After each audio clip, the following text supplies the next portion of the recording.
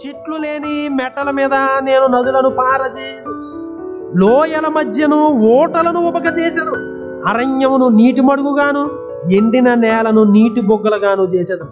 నేను అరణ్యములో దేవదారు వృక్షమును, తుమ్మ చెట్లను, గొంజి చెట్లను, తైల వృక్షమును నాటించేదను.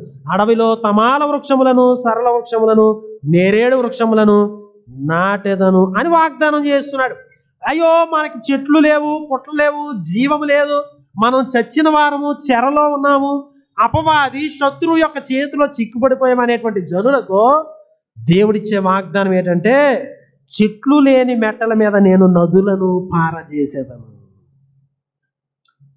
ఓటలను ఉపకచేసేదను, మడుగులను ఇస్తాను, నీటి బొగ్గలను ఇస్తాను.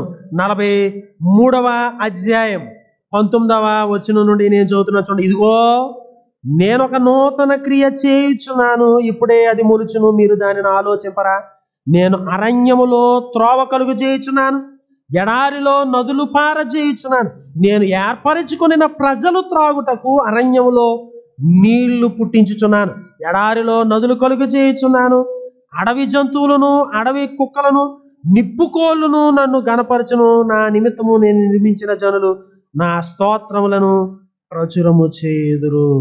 ఏం చెప్తున్నాడు మరల వార్త? నేను ఒక నూతన క్రియ చేస్తున్నాను. ఏంటి?